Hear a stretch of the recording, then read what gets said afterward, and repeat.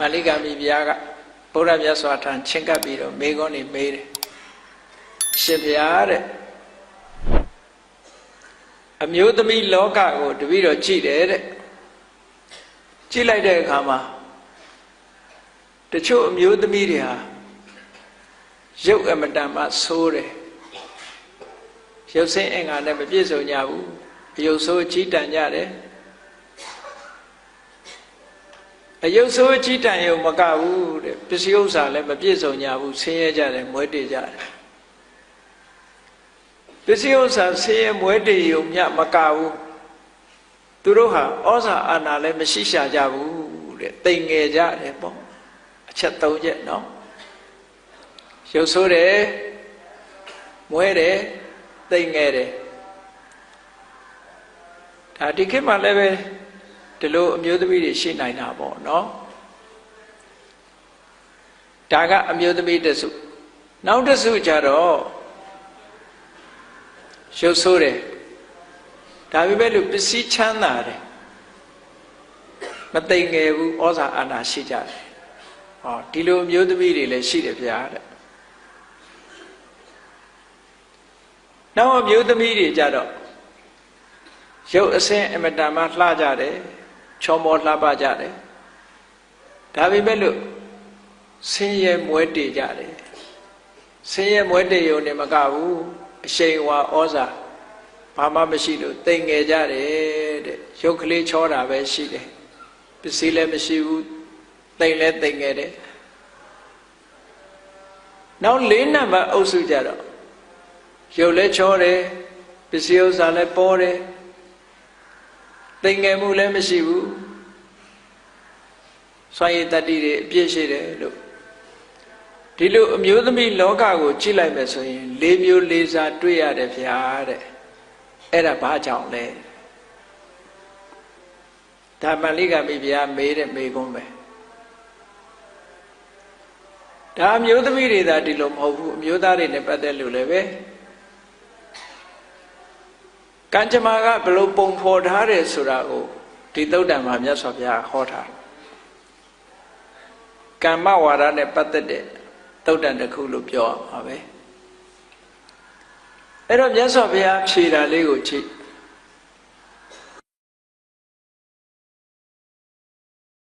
အယုတ်ဆိုးကြီးတန်တယ်ဆိုတာဘာဖြစ်လို့အယုတ်ဆိုးကြီးတန်တယ်လို့ဆိုရင်သူကအတိတ်ဘဝတွေတုန်းကတဲ့စိတ်တူတယ်ဒေါသကြီးတယ်ထစ်ခနဲ့ဆိုလို့ရှိရင်ဟုတ်လားစိတ်ဆိုးတယ်စိတ်ဆိုးပြီးအတော်နဲ့မပြေနိုင်ဘူးတဲ့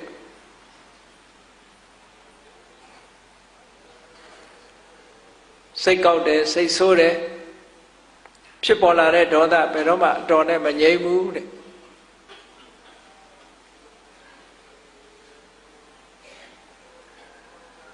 အဲ့ဒါဟာအယုတ်ဆိုးအကြီးတန်းကြီးရဲ့အကြောင်းပဲလို့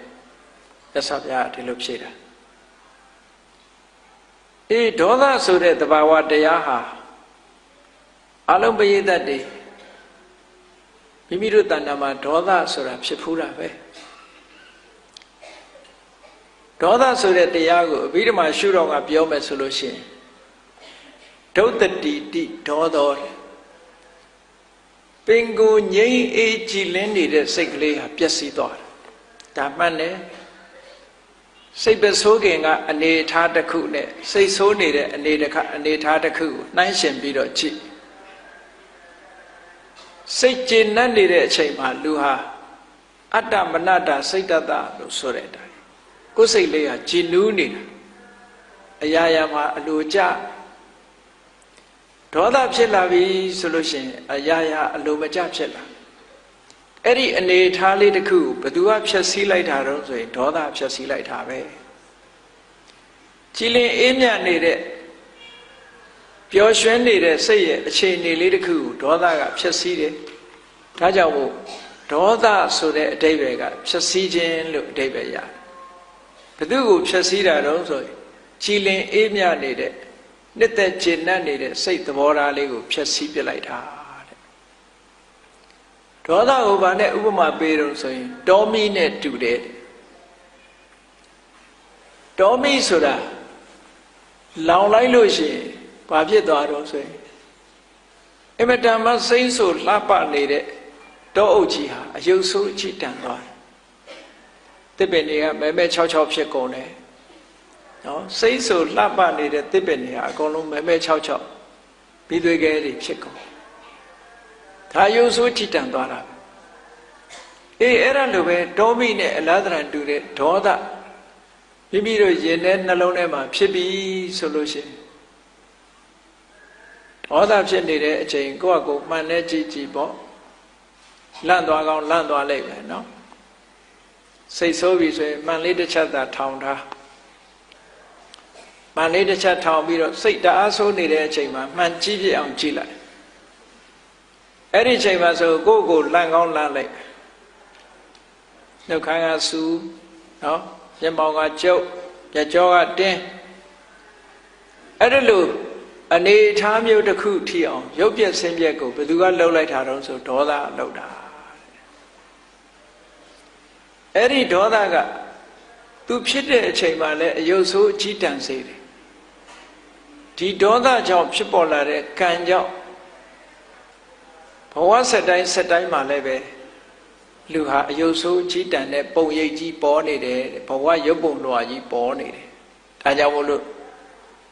လူတွေဟာရုပ်ဆိုးကြတာပါတဲ့ဒါမြတ်စွာဘုရားဖြေတယ်ဟုတ်တာဒါကတော့သိကြတာပဲเนาะပြုံးရွှင်နေတဲ့မျက်နှာတစ်ခုဟာကြည်လင်းနေတဲ့မျက်နှာအသွင်အပြင်တစ်ခုဒေါသဖြစ်တာနဲ့တပြိုင်နက်ပြောင်းလဲသွားတယ်ဒါကြောင့်မို့လို့ဒီဒေါသကိုဖြတ်စည်းခြင်းလို့နာမည်ပေးထားတာပေါ့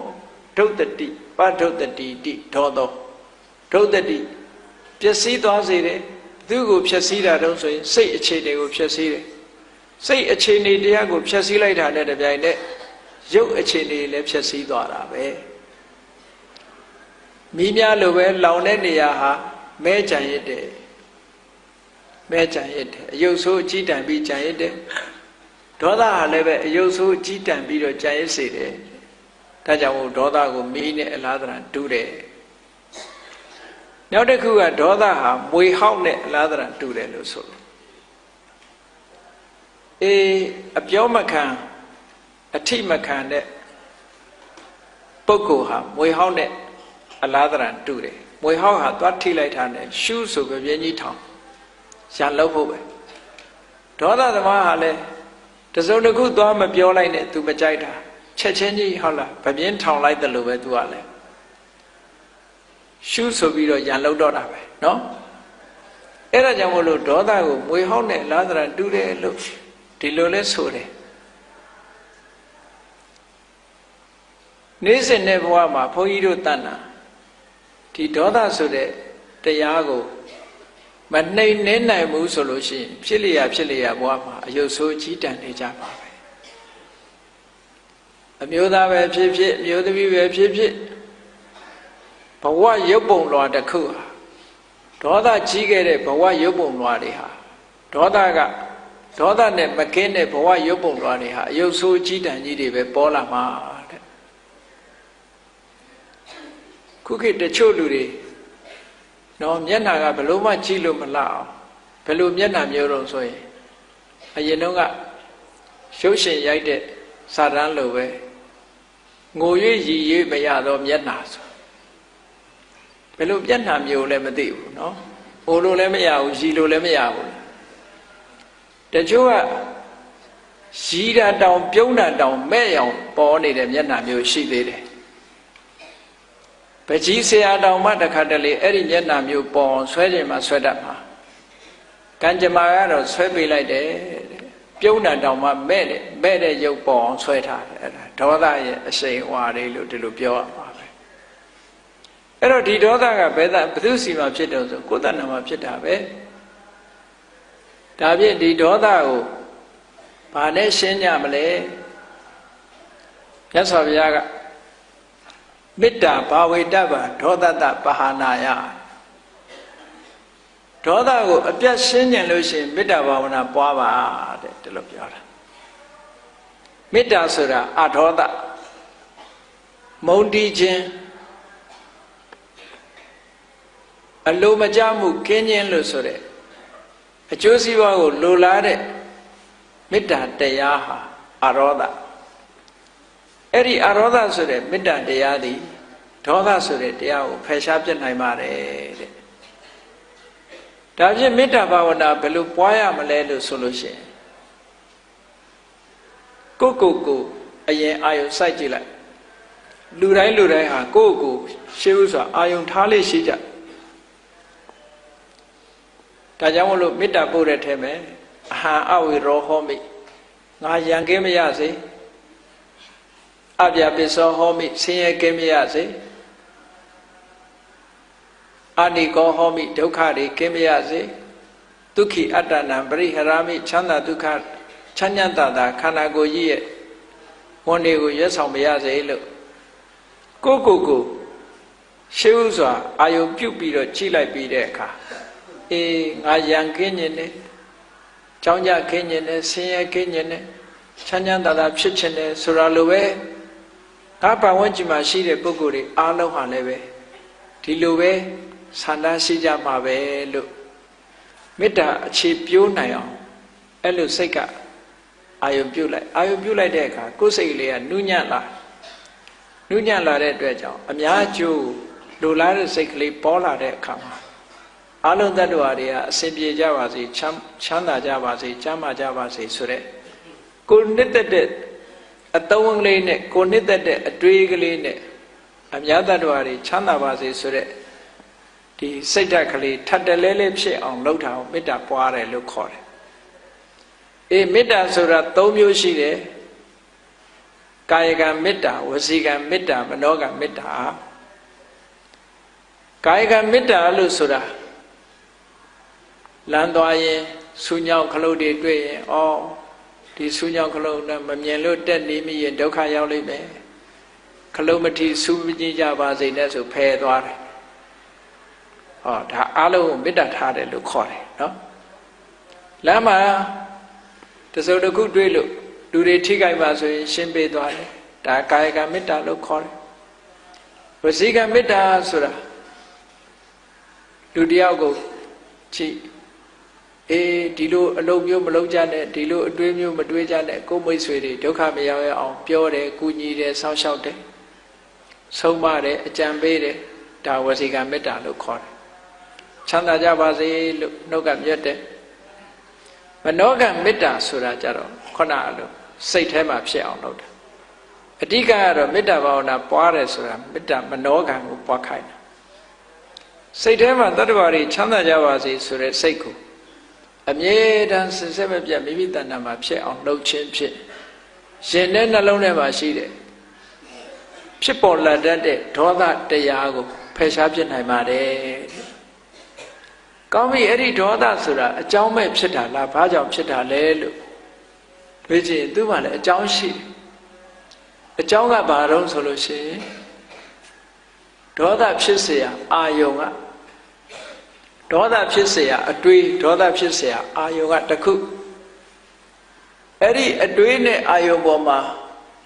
မသိမတင်စိတ်ထဲမှာတွေးတောချန်စီမှုကတစ်ခုစာလို့ပြောလို့ရှိရင်အာဂတဝတ္ထုမကျေနပ်တဲ့စိတ်ထဲမှာခံမြင်တဲ့အကြောင်းအရာကတစ်ခုမသိလျော်တဲ့အတွေးမုန်းတီးတဲ့အတွေးတွေးမှုကတစ်ခုလို့အဲ့ဒီအကြောင်းနှစ်ခုကြောင့်ဒေါသဆိုတာဖြစ်လာဒါကြောင့်မို့လို့ဒေါသဖြစ်ခြင်းအကြောင်းကိုအာဂတဝတ္ထု၉မျိုးဆိုပြီးတော့မြတ်စွာဘုရားဟောထားတာရှိတယ်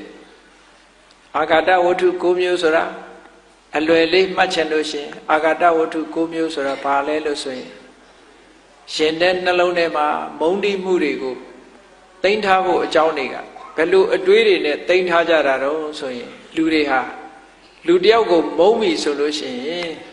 ဘယ်လိုတွေးပြီးမုန်းတာတော့အမျိုးမျိုးတော့ရှိမှာပေါ့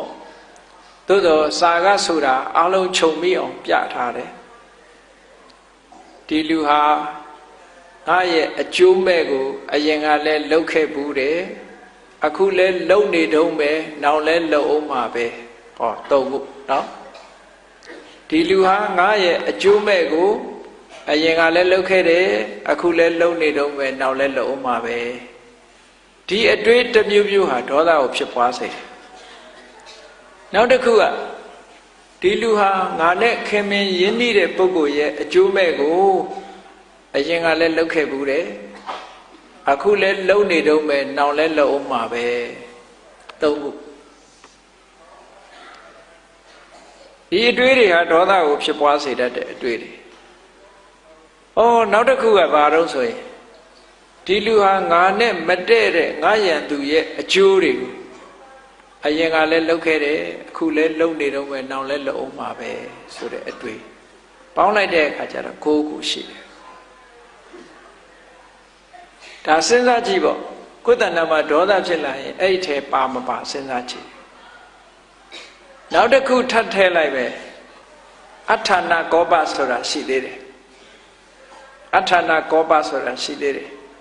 အရာမဟုတ်တဲ့နေရာမှာလဲလူကစိတ်ဆိုးတတ်တယ်တဲ့နော်ဘယ်လိုစိတ်မဆိုးရမယ့်နေရာလဲစိတ်ဆိုးတယ်ဘယ်လိုနေရာတုံးဆိုရင်လမ်းသွားရင်ခလုတ်တိုက်ခြေတော့နာသွားတဲ့အခါကျတော့အဲ့ဒီခလုတ်ကြီးတိုက်ရကောင်းလားဆိုပြီးခလုတ်ကိုအဲ့ဒါဒုံနဲ့ရိုက်တယ်နော်နေပူလို့ဆိုပြီးတော့စိတ်ဆိုးပြီးတော့နေကိုကြိတ်သေးတယ်ဒီလိုကလည်းရှိသေးတယ်နော်ဘုန်းကြီးတို့ငယ်ငယ်တုန်းကကြားဘူးတယ်တခါကြီးတယောက်မနက်ဆင်တယ်မနက်ဆင်တော့လေရတိုက်လေတိုက်လိုက်မနက်ဆင်လေးကမချီရခင်ပြုတ်ထွက်သွားလိုက်ကြာတော့စိတ်ဆိုးတော့အနာရရှိတဲ့ဓမ္မနဲ့လေကိုထရန်အဋ္ဌာဏကောပလို့ခေါ်တယ်လေနဲ့လည်းရာဖြစ်တာပဲလူကတခါကြီးတယောက်ကတော့မြေကျောင်းမှာနေတာကိုပညာကိုဆန်တက်တဲ့အခါကျတော့လေတိုက်လို့ရှိရင်ရွက်ကလေးထောင်ဆန်တက်သက်တာတယ်အသာလေးပက်တဲ့လေးနဲ့နောက်ကနေပြီးတော့ချိတ်ပြီးအသာလေးလိုက်သွားလူကသက်တာအဲ့လိုမဟုတ်ဘူးမြေရည်စီးကလည်းတန်တယ်လေကလည်းမတိုက်ဘူးဆိုတဲ့အခါကျတော့ဘာလို့ရတော့ကုန်းပေါ်တက်ကျိုးနဲ့လှေဥကိုချီပြီးတော့လှေကြီးကိုဆွဲသွားလော်တက်လို့မရဘူးကျိုးနဲ့ဆွဲပြီးတော့ကဘာတစ်လျှောက်လုံးကုန်းယုံပြီးတော့အဲ့ဒါသွားအဲ့ဒီလိုနီးနဲ့ဆန်းလာတာရွာနာရောက်ပြီဆိုတော့လေကဖြူဖြူနဲ့တိုက်လာတဲ့အခါကျတော့စိတ်တူလာတယ်ပေါ့ငါတလန်းလုံးဒီလေကိုမျောလာတာမတိုက်ဘူးခုမှတိုက်ရကောင်းလားလို့ဆိုပြီးတော့ရွက်ထောင်ပြီးတော့ရွာကျော်ဆန်တက်သွားတယ်ခုမှတိုက်တာကဲတိုက်ဆန်းဟာဆိုပြီးတော့ရွာကျော်ရွက်တိုက်ဆိုတာအဲ့ဒါပြောတာပဲစိတ်တူပုံတွေပြောပါတယ်လူတွေကအဲ့ဒါလိုပဲအမျိုးမျိုးစိတ်တူတယ်အဲ့ဒါမျိုးကြတော့အဋ္ဌာဏကောပလို့ခေါ်တယ်အကြောင်းမဲ့စိတ်တူတာ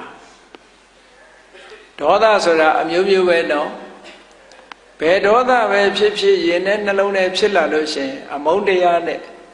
တဘာဝကိုဖျက်ဆီးထတဲ့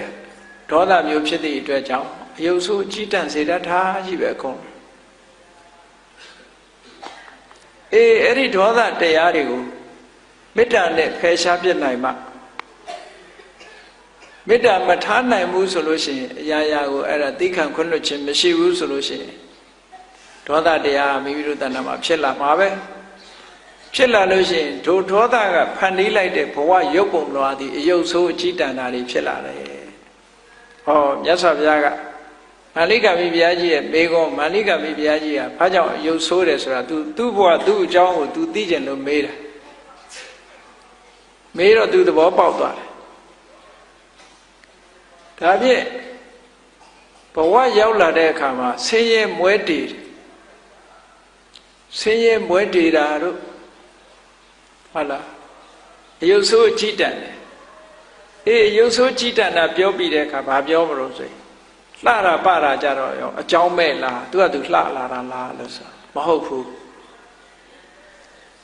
လှတာကဘာကြောင့်လှတော့ဆိုလို့ရှိရင်စိတ်မဆိုးတတ်တဲ့ပုဂ္ဂိုလ်လှတယ်တဲ့စိတ်မဆိုးတတ်ဘူးဒေါသဖြစ်เสียတွေ့ပြီမဲ့လို့ तू ကသိခံခြင်းခွင့်လွှတ်ခြင်းအပြုံးမပြတ်နေထိုင်ခြင်းတစ်ဖက်သားကအဲ့ဒါလို့အပြုံးမပြတ်နေပို့ပြီးတော့စိတ်ကတိုးလာတတ်သေးတယ်နော် သူ့ကိုမထီမဲ့မြင်လှုပ်တယ်လို့ထင်ကောင်းထင်သေးတယ်အဲ့ဒါမျိုးဒါကတော့ဘယ်လိုထင်ပေါ့ဒေါသမဖြစ်အောင်ထိန်းနိုင်ရင်တော့အကောင်းဆုံးပဲအဲ့ဒါလို့သီးခံခြင်းအပြုံးမပြည့်ဒေါသမထွက်ဖဲဒီလိုဒေါသကိုချုပ်တီးဆောင်စည်းခြင်းဟာဘဝစတိုင်းမှာရုပ်အစင်းလှပခြင်းရဲ့အကြောင်းတရားဖြစ်တယ်ဘယ်လိုပဲပြောစိတ်မဆိုးဥပမာဘာနဲ့တူတုံးဆိုလို့ရှိရင်မြေကြီးဟာဘယ်သူကပဲတူးဆွမြေကြီးကတုံ့ပြန်မှုမလုပ်ဘူးတဲ့ပထဝီသမစိတ်လို့ဆိုတာမြေကြီးနဲ့အလားတရံတူတဲ့စိတ်တုံ့လှုပ်ခြင်းမရှိဘူး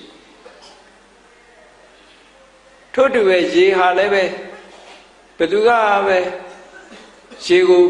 မီးဘူးတိုက်မီးရှို့ရေဟာလည်းပဲတုံ့ပြန်ခြင်းမရှိဘူး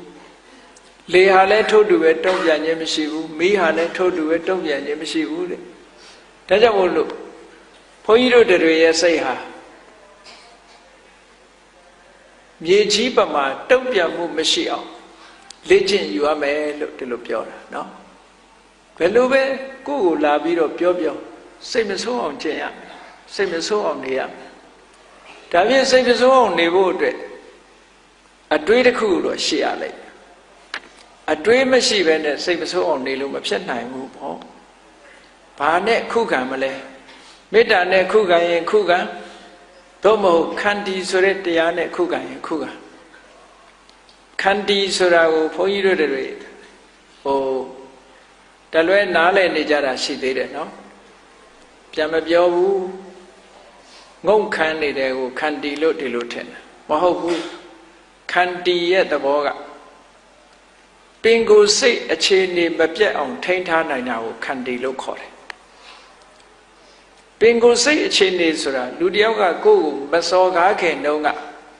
ကြည်လင်ပြီးတော့ငြိမ်းချမ်းနေတဲ့စိတ်ကလေးလားစော်ကားတဲ့အချိန်မှာအဲ့ဒီစိတ်ကလေးမပြောက်အောင်ထိန်းတာကိုခန္တီလို့ပြောတာအခုခန္တီဆိုတာကပြန်မပြောတာသာရှိတယ်ရင်ထဲမှာဘလောင်ဆူနေတယ်အဲ့ဒီရင်ထဲကဘလောင်ဆူနေတယ်မကြေမနက်ဟောလားပြန်မပြောရဲလို့သို့မဟုတ်ပြန်မပြောခြင်းလို့ချိတ်မိတ်ပြီးတော့ရင်ထဲနော်နေပူလို့ဆိုပြီးတော့စိတ်ဆိုးပြီးတော့နေကိုကြိတ်သေးတယ်ဒီလိုကလည်းရှိသေးတယ်နော်ဘုန်းကြီးတို့ငယ်တော့ကြားဘူးတယ်တခါကြီးတယောက်မန္တဆင်တော့လေရတိုက်လိုက်မန္တဆင်လေးရမချီရခင်ပြုတ်ထွက်သွားလိုက်ကြာတော့စိတ်ဆိုးတော့အနာနာရှိတဲ့ဓမ္မနဲ့လေကိုထရန်အထာနာကောပလို့ခေါ်တယ်လေနဲ့လည်းရာဖြစ်တာပဲလူကတခါကြီးတယောက်ကတော့မြေကျောင်းမှာနေတာကိုပညာကိုဆန်တက်တဲ့အခါကျတော့လေတိုက်လို့ရှိရင်ရွက်ကလေးထောင်ဆန်တက်သက်တာတယ်အသာလေးပက်တဲ့လေးနဲ့နောက်ကနေပြီးတော့ချိတ်ပြီးအသာလေးလိုက်သွားလူကသက်တာအဲ့လိုမဟုတ်ဘူးမြေရည်စည်းကလည်းတန်တယ်လေကလည်းမတိုက်ဘူးဆိုတဲ့အခါကျတော့ဘာလို့ရတော့ကုန်းပေါ်တက်ကျိုးနဲ့လှေဥကိုချီပြီးတော့လှေကြီးကိုဆွဲသွားလော်တက်လို့မရဘူးကျိုးနဲ့ဆွဲပြီးတော့ကဘာတစ်လျှောက်လုံးကုန်းယုံပြီးတော့အဲ့ဒါသွားအဲ့ဒါလိုနီးနဲ့ဆန်းလာတာရွာနာရောက်ပြီဆိုတော့လေကဖြူးနဲ့တိုက်လာတဲ့အခါကျတော့စိတ်တူလာတယ်ပေါ့ငါတလန်းလုံးဒီလေကိုမျောလာတာမတိုက်ဘူးခုမှတိုက်ရကောင်းလားလို့ဆိုပြီးတော့ရွက်ထောင်ပြီးတော့ရွာကျော်ဆန်တက်သွားတယ်ခုမှတိုက်တာကဲတိုက်ဆန်းဟာဆိုပြီးတော့ရွာကျော်ရွက်တိုက်ဆိုတာအဲ့ဒါပြောတာပဲ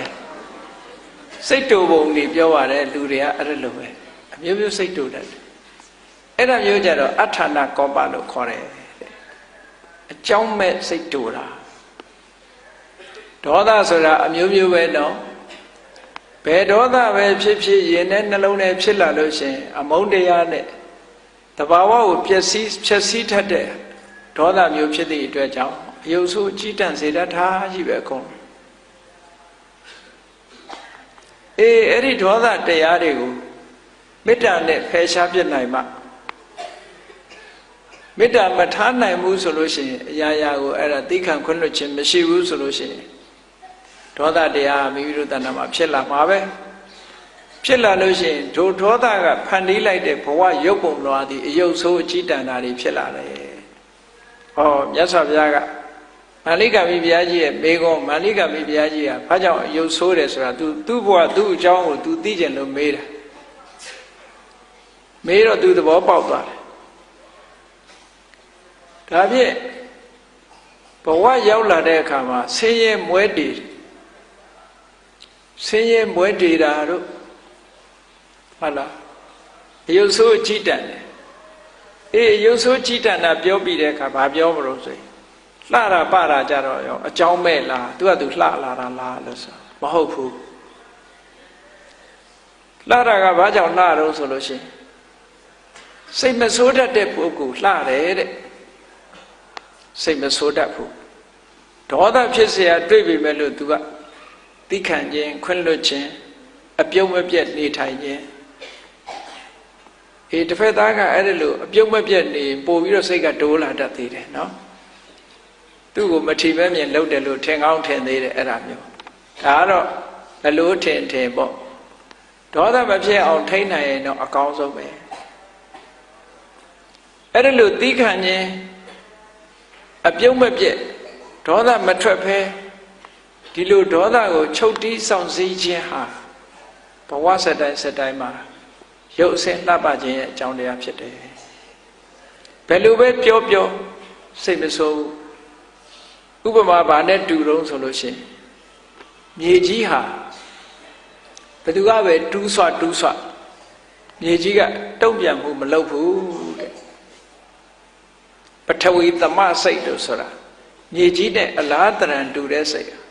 တုံ့လှုပ်ခြင်းမရှိဘူးထို့တူပဲရေဟာလည်းပဲဘယ်သူကပဲရေကိုမီးဘူးတိုက်မီးရှို့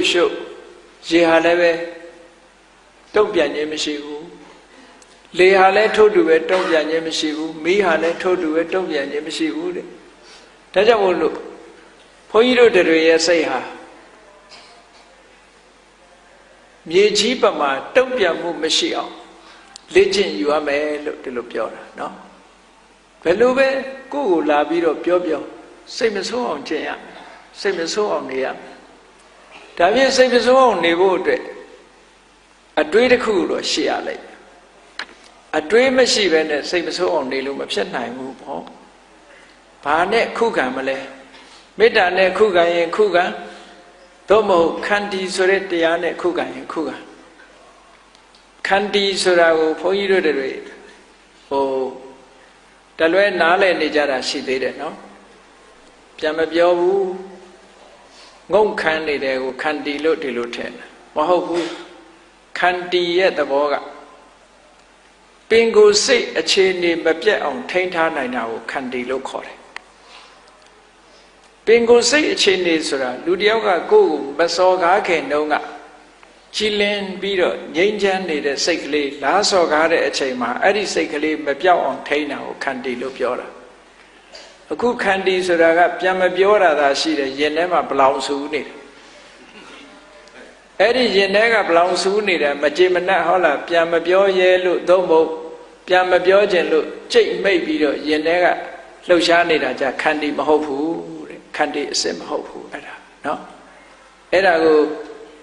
လူပြောင်းတွေကအ내ပေးတော့ခန္တီစမနိုင်လို့သီးခံရခြင်း၎င်းဆိုတာအဲ့ဒီသီးခံမှုမျိုးမဆိုလို့ဘူးနော်ခန္တီဆိုတာကိုတရားရှုဆောင်ကဒီစကလုံးအတိတ်ပဲကိုဖွင့်ဆိုတဲ့ရှုထောင့်ကကြည့်မယ်ဆိုရင်ခန္တီဆိုတာစွမ်းရည်တတ္တိတစ်မျိုးကိုခေါ်တာဘယ်လိုစွမ်းရည်တတ္တိတုံးဆိုလို့ရှိရင်ပင်ကိုယ်စိတ်အခြေအနေတစ်ခုထိန်းထားနိုင်တဲ့စွမ်းရည်တတ္တိရှိတယ်ဒီလိုပြောတာ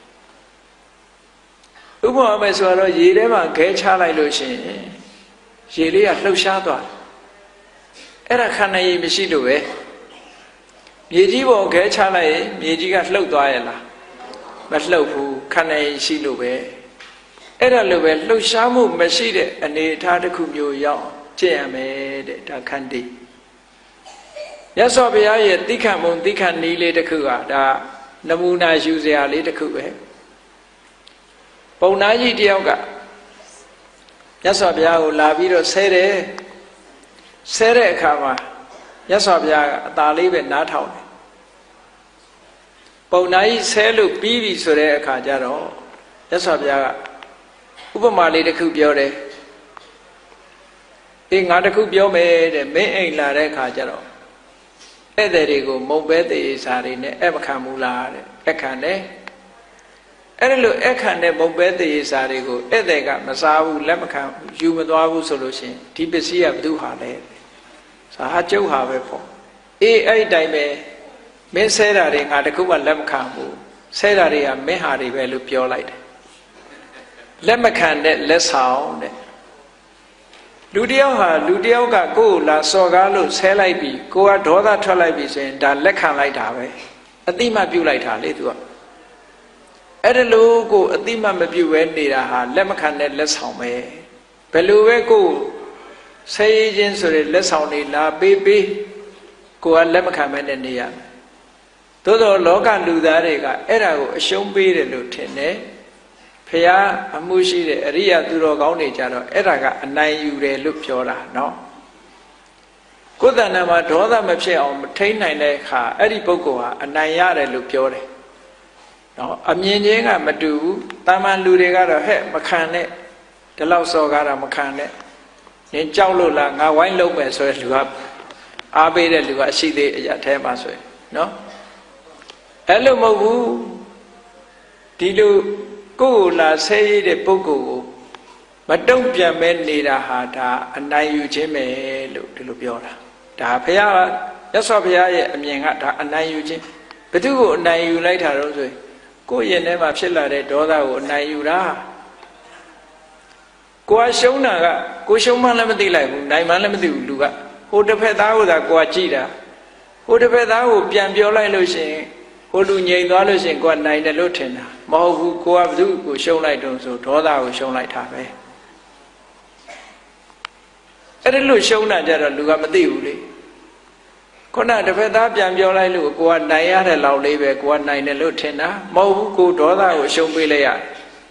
ဒေါသကိုရှုံးပေးလိုက်ရလို့ရှိရင်ဖြစ်တဲ့ဘဝမှာအယုတ်ဆိုးချီးတံမှုဆိုတဲ့ဘဝရုပ်ပုံလွှာကြီးပေါ်လာမှာမရှုံးပဲဘူးလားအေးဒါကြောင့်မို့လို့ခန္တီဆိုတဲ့တရားနဲ့ဒေါသကိုနှိမ်နှင်းပြီးတော့ထားနိုင်တဲ့ပုဂ္ဂိုလ်တွေဟာဖြစ်လျက်ဘဝမှာချောမောလှပတဲ့ပုဂ္ဂိုလ်တွေဖြစ်တယ်လူတိုင်းဟာလူကျော်လူသားဖြစ်ချင်ကြတာအကြည့်ပဲသို့တော့ဒေါသကိုထိန်းလာလို့ဆိုမထိန်းဘူးတဲ့အဲ့တော့မာယုတ်ဆိုးတို့ကိုယုတ်ဆိုးတို့ပေါ်မှာပါပဲမထိန်းနိုင်သေးတဲ့မြတ်မာယုတ်ဆိုးကိုယုတ်ဆိုးတွေအများကြီးလာအောင်မှာပဲနော်ကဲကောင်းပြီတချို့ကြတော့ဘဝမှာအမတန်မှဆင်းရဲတယ်မွဲတေတယ်တချို့ကြတော့အမတန်မှချမ်းသာကြတယ်ဘာဖြစ်လို့ဒီလိုဖြစ်ရတယ်လဲမဏိကမိဖုရားမေးတဲ့မေခွန်းထဲမှာပါအဲ့ဒါကိုမြတ်စွာဘုရားကဘယ်လိုဖြေတော့ဆိုရင်အေးချမ်းသာတယ်ဆိုတာလည်းအကြောင်းပဲမဟုတ်ဘူးဆင်းရဲတယ်ဆိုတာလည်းအကြောင်းပဲမဟုတ်ဘူးတဲ့လွန်ခဲ့တဲ့အတိတ်ဘဝတုန်းကချမ်းသာတယ်ဆိုတဲ့ပုဂ္ဂိုလ်တွေဟာရဲရောနော်ခွက်တစ်ခုထဲမှာနှိုက်စားပဇွန်တုတ်ကတကောင်နဲ့ပါလာအလဲကောင်တဲ့စိုက်ထားအလဲကောင်တဲ့စိုက်ထားတယောက်ညာပြီးတော့စားရမှာပေါ့အဲ့တော့မညာတော့ယောက်ျားလုပ်တဲ့လူကပဇွန်တုတ်သူ့ပဲလဲအောင်သူကထမင်းနေများရက်ချလိုက်တော့ပဇွန်တုတ်ကြီးကသူ့ပဲလဲသွားသူပဲစားလိုက်တယ်ပေါ့တချို့ပါမပေးဘူးအဲ့တော့အမျိုးသမီးလှုပ်တဲ့လူကပြောသွားတယ်ပဇင်တုတ်ကြီးမောင်းပဲလဲကြတဲ့ကကွဲခဲ့ကြပြီတဲ့အဲ့ဒါလိုပဲဒီလိုကိုယ်ပဲအရာယူပြီးတော့မပေးနိုင်ဘူးဆိုလို့ရှိရင်ဒါကွဲခဲ့ကြပြီပေါ့ဟုတ်လားအဲ့ဒါကြောင့်မို့လို့ဒီလိုစားရလေးကစပြီးတော့ဒီအများဘက်ကိုမပေးနိုင်မကမ်းနိုင်တာဟာဒါလူတွေရဲ့သဘာဝတစ်ခုလို့ဖြစ်နေတယ်ပေါ့ရရောမှုအားနည်းတဲ့သဘောတရားတစ်ခုပေါ့အေးရရောမှုအားပြုလာတဲ့အာသာလာတဲ့ပုဂ္ဂိုလ်တွေကြတော့မလူပဲလည်းမစားဘူးမပေးပဲလည်းမစားဘူးအမတန်မှရရောကြတယ်ဟော အဲ့ဒီလိုရဲရဲရောရောလှူဒန်းတန်းတဲ့ပုဂ္ဂိုလ်တွေကြတော့ဖြစ်လျာဘဝမှာချမ်းသာကြွယ်ဝတဲ့အမျိုးမှလူဖြစ်ရတယ်စိစိဥစ္စာတွေကြမ်းဖန်ပြီးတော့သူစီရောက်တယ်နော်အဲ့ဒီလိုဖြစ်တတ်တယ်ဒါနကောင်းမှုနဲ့စိစိဥစ္စာအမြဲတမ်းဆက်သွယ်ပြီးတော့နေတယ်တချို့အထင်နဲ့ကိုယ်လုံလဝိရိယနဲ့ကြိုးစားလို့ရတယ်လို့ထင်တာဟုတ်ပါတယ်ကြိုးစားလို့ရတာနဲ့ကံပေးလို့ရတာမတူဘူးတဲ့ကြိုးစားလို့ရတာကကြိုးစားလို့ရတာအတိုင်းအတာတစ်ခုပဲကံပေးလို့ရပြီဆိုရင်အတိုင်းအတာတစ်ခုတဲ့ပို့တယ်ပေါ့အဲ့တော့မလုတ်ခဲ့ရင်ကိုမခံစားရဘူးဆိုတာဟာစတိလဝတ္ထုကိုကြည့်လို့ရှိရင်အမတန်မှထင်ရှားတယ်စတိလတထေးကြီးဟာအလုံးကြားဖို့ကြလိုက်မယ်အဲ့နောက်ဖေးမှာရွှေတောင်ကြီးပေါက်နေတယ်ကိုယ်ကလည်းရွှေထွက်တဲ့နေရာတွေအများကြီးရှိတာပဲเนาะသူ့အိမ်နောက်ကအဲ့ဒါရွှေချင်းယူမယ်ဆိုရွှေတောင်ကြီးအများကြီးရတဲ့နေရာပေါ့ရွှေတွေအများကြီးပါတယ်မြေတောင်ပေါ့တနေ့ကျတော့အသက်အရွယ်လေးရလာတဲ့အခါသူကဘုန်းကြီးဝတ်ချင်တယ်သင်္ကန်းဝတ်တော့မယ်သား၃ယောက်ရှိတယ်သား၃ယောက်ကိုခေါ်ပြီးတော့ကဲငါသားတို့လာစတိယိုးတက်ပြီးတော့စိန်သွားတတ်ထားတဲ့ပေါက်ပြားကြီးနဲ့အကြီးဆုံးသားဟကြီးကိုပေါက်ခိုင်းတယ်ပေါက်ခိုင်းတဲ့အခါကျကြောက်တုံးကြီးပေါက်ရတယ်လို့ပဲတဲ့ပေါက်လို့မရဘူးတခါသားလက်ကိုခေါ်ပြီးတော့အဲ့ဒီရွှေတောင်ကိုပေါက်ခိုင်းတယ်ကြောက်တုံးကြီးပေါက်ရတယ်လို့ပဲပေါက်လို့မရဘူးတဲ့သားငယ်ကလေးလက်ထဲပေါက်ပြားထဲပြီးတော့ပေါက်ခိုင်းလိုက်တဲ့အခါရွှွန့်တုံးပေါက်ရတယ်လို့ပဲရွှေတုံးကြီးထွက်လာတယ်ဘာဖြစ်လို့အဲ့လိုဖြစ်တယ်လဲလို့ဆိုရင်တခုသောဘဝမှာဖယားကိုစော်ကားပြီးပြောမိလို့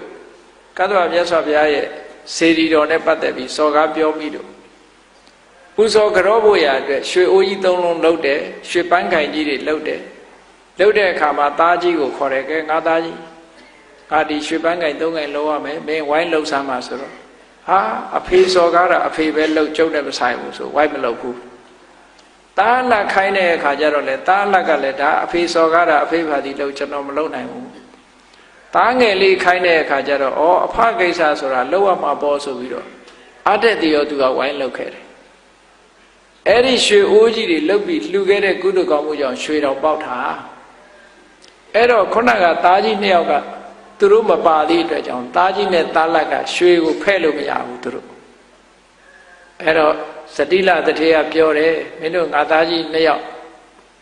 ဒီရွှေတောင်ကမင်းတို့နဲ့မဆိုင်ဘူးတဲ့ငါသားငယ်လေးနဲ့ပဲဆိုင်တယ်အဲ့တော့သူပေးသမျှနဲ့ခြေနိုင်ကြပြီတော့လို့ဒီလိုပြောသွားတယ်အဲ့ဒါကကံပေးတာနော်ဒါကြောင့်ဘုလို့မြတ်စွာဘုရားကဒါနကောင်းမှုဒုဋ္ဌာကိုအကြောင်းပြုပြီးတော့လူတွေကချမ်းသာဒုက္ခရကြတာတဲ့မွဲတာကလှူလို့မွဲတာမဟုတ်ဘူးတဲ့မလှူခဲ့လို့မွဲတာများတယ်အဲ့တော့မလှူခဲ့တဲ့ပုဂ္ဂိုလ်တွေကမွဲတည်ပြီးတော့လှူခဲ့တဲ့ပုဂ္ဂိုလ်တွေကချမ်းသာတာဖြစ်တယ်ပေါ့ဒါကိုဆိုလိုတယ်ပေါ့ကဲနောက်ဆုံးတိမ်ငယ်တဲ့ဩဇာအာဏာမရှိဘူးအောက်တန်းနောက်တန်းကြတယ်ဆိုတာကြတော့ဘာကြောင့်လဲလို့ဆိုရင်သူတစ်ပါးချီးပွားတာကိုမနာလိုတဲ့စိတ်တွေဖြစ်တယ်ဘယ်တော့မှအကောင်းမပြောနိုင်ဘူးလူတယောက်ချီးပွားရင်လည်းဘာကြောင့်ညာကြောင့်နော်ပြောကြတယ်မို့လားလူတွေကတရားထဲမှာဆိုမနာလိုတဲ့စကားအလွန်များတယ်ပေါ့မနာလိုတဲ့စကားဥပမာလူတယောက်ပဲဘယ်သူကပြင်စီးပွားတွေတက်လိုက်တာတိုက်ကြီးတယ်တော့မယ်ပေါ့တဲမှာပေါ့ဘာလုပ်တယ်ညာလုပ်တယ်သွားတာပဲအဲ့ဒါနော်ပြောပြီဆိုလို့ရှိရင်လူတွေကချီးမွမ်းစကားပြောပြီဆိုလို့ရှိရင်နောက်ကဘာထည့်တတ်တယ်ဆိုဒါပေမဲ့ဆိုတာလေးလားအဲ့ဒီဒါပေမဲ့ဆိုရင်တော့အပြစ်ပြောပြီလို့သာမှတ်ပြီတော့မချီးမွမ်းနိုင်ကြဘူးတဲ့အဲ့လိုလို့သူတစ်ပါးကြီးပွားတာသူတစ်ပါးအောင်မြင်တာတွေကိုမချီးမွမ်းနိုင်ပြီးတော့ကဲ့ရဲ့ရှုတ်ချတဲ့အိတ်တာတရားတွေကြီးပွားလာခဲ့ကြီးထွားလာခဲ့တဲ့ပုဂ္ဂိုလ်တွေကဖြစ်လျက်ဘဝမှာဩဇာအာဏာမရှိတိမ်ငယ်တဲ့ပုဂ္ဂိုလ်တွေဖြစ်တတ်တယ်ဒါကိုလုတ်ခဲ့တဲ့ကံကြမ္မာတွေကဘဝရဲ့ရုပ်ပုံတော်ကိုဖော်ထုတ်တာပဲအဲ့ဒါလို့မဟုတ်ပဲနဲ့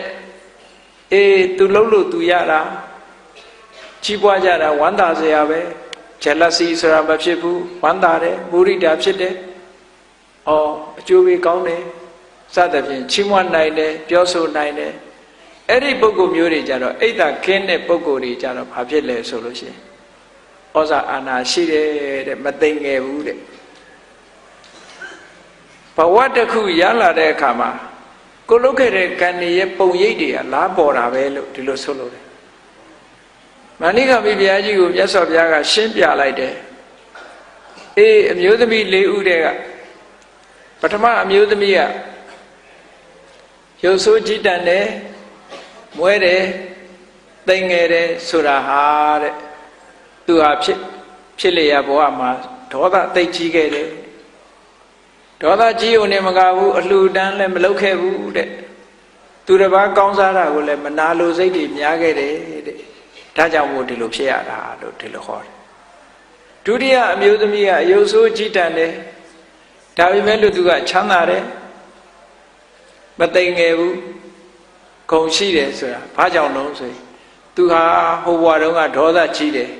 ဒါပေမဲ့လှူခဲ့တန်းခဲ့တယ်သူများပေါ်မှာမနာလို့အိတ်တာတွေမရှိခဲ့ဘူးကင်းခဲ့တယ်ဒါကြောင့်မို့ဒီလိုဖြစ်တာလို့ဘုရားကဟောတယ်နောက်တတိယအမျိုးသမီးကြတော့ဘာဖြစ်လဲ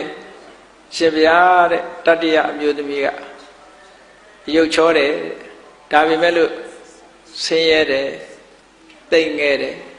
အေးဟုတ်တယ်ဟိုဘဝတုန်းကသူကစိတ်ကိုဘယ်တော့မှမဆိုးအောင်စိတ်မဆိုးအောင်ထိန်းတယ်သဘောကောင်းတယ်ခန္တီတရားလက်ကင်ထားတယ်ဒါကြောင့်မို့ရုပ်ချောတာသို့တော်သူကမလှူခဲ့ဘူးမတန်းခဲ့ဘူးသူတစ်ပါးလှုပ်တာကိုလည်းမနာလိုခဲ့တယ်သူတစ်ပါးအောင်မြင်ကြီးပွားတာကိုလည်းမနာလိုစိတ်နဲ့အပြစ်ပြောခဲ့တယ်ဒါကြောင့်မို့လို့သူကဆင်းရဲမွဲတေပြီးတော့ဩဇာအာဏာမရှိတာသိငယ်တာတဲ့စတုထအမျိုးသမီးက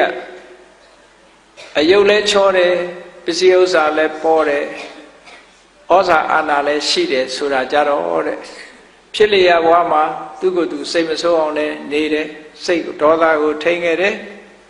ဒေါသထိန်းရုံနဲ့မကဘူးအလှူတန်းလုပ်တယ်ရရောတယ်သူတစ်ပါးကြီးပွားတာကိုလည်းမနာလို့မရှိစိတ်မရှိခဲ့ဘူးတဲ့ဟောစတုထအမျိုးသမီးကသူ့ရဲ့ဘဝပုံရိပ်ကြောင့်မို့လို့သူကရုပ်ချောပြီးဥစ္စာပေါ်ပြီးဩဇာအာဏာရှိတဲ့ပုဂ္ဂိုလ်ဖြစ်လာတယ်လို့ဒီလိုပြောတာအဲ့လိုမြတ်စွာဘုရားကအသေးစိတ်ဖြေကြားလိုက်တဲ့အခါကျတော့မာလိကမိဘုရားကြီးကသူ့ဘဝသူ့အကြောင်းဘယ်လိုမှတ်ချက်ချတော့ဆိုရင်တပည့်တော်အတိတ်ဘဝတုန်းကဒေါသတော်တော်ကြီးခဲ့တဲ့မိန်းမဖြစ်ခဲ့ပုံရတယ်တဲ့ဒါမှမဟုတ်တပည့်တော်အယုတ်ဆိုးနေတာတဲ့ဒါပေမဲ့လို့တပည့်တော်အလှူဒန်းတွေလုပ်ခဲ့တယ်သူတစ်ပါးပေါ်မှာမနာလိုစိတ်တွေကင်းခဲ့တယ်ဒါကြောင့်မို့လို့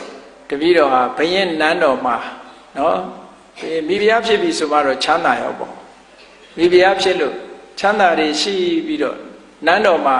သူ့လက်အောက်ကအမျိုးသမီးတွေအများကြီးဩဇာအာဏာရှိတယ်ပေါ့မသိငယ်ဘူးပေါ့သူကအကြီးခေါင်းဆောင်ဖြစ်ရတယ်သူကသူမှတ်ချက်ချအဲ့ဒီလိုမှတ်ချက်ချပြီးတော့ဖះကိုဗာလျှောက်တုံးဆိုရင်အရှင်ဘုရားတဲ့ဒီဘဝဒီနေ့ကစပြီးတော့တပည့်တော်နောက်စိတ်မဆိုးတော့ပါဘူးတဲ့ကတရားနာတဲ့ပုဂ္ဂိုလ်တွေလည်းပဲဒီလိုဆုံးဖြတ်ချက်ချရမှာနော်တပည့်တော်ဒီနေ့ကစပြီးတော့စိတ်မဆိုးတော့ပါဘူးဗျာတဲ့ဒါနကောင်းမှုလည်းကြိုးစားပြီးတော့ပြုပါမယ်တဲ့မနာလိုစိတ်တွေလည်းပဲတပည့်တော်ကင်းအောင်အားထုတ်ပါမယ်ဗျာဆိုအဲ့လိုလျှောက်တယ်အဲ့ဒါမာလိကမိဖုရားမေးတဲ့မေကွန်နဲ့ပတ်သက်ပြီးသူ့ဘဝသူ့အကြောင်းပဲပေါ့အဲ့ဒီသူ့ဘဝသူ့အကြောင်းဒီကိုယ့်ဘဝကိုယ့်အကြောင်းဖြစ်ကောင်းဖြစ်နေနိုင်တယ်လူတိုင်းဟာသူ့ဘဝသူ့အကြောင်းကိုသိလျက်ရင်ကိုယ့်ဘဝကိုယ့်အကြောင်းကိုလည်းမှန်းဆလို့ရတယ်ပေါ့အေးဒါကြောင့်မို့လို့မှန်းဆပြီးဘုရားမြတ်စွာဟောကြားတော်မူခဲ့တဲ့တရားဓမ္မတွေဟာအကြောင်းနဲ့အကျိုးနဲ့ဆင်ញင်တိုင်းတာပြီးတော့ကိုယ့်ဘဝကိုပြုပြင်ပြီးတော့သွားမယ်ဆိုလို့ရှိရင်ကောင်းတာတွေကိုကျင့်မကောင်းတာတွေကိုရှောင်နော်ကောင်းတာတွေကိုဆောင်ပြီးတော့သွားမယ်ဆိုလို့ရှိရင်ဘဝမှာချမ်းသာဒုက္ခတွေရပြီးတော့နောက်ဆုံးနိဗ္ဗာန်ထိအောင်ဘုန်းကြီးတို့တွေဟာရောက်ရှိကြမှာလို့ကိုယ်စီယုံကြည်ပြီးတော့ကြိုးစားအားထုတ်နိုင်ကြပါစေကုန်သတည်း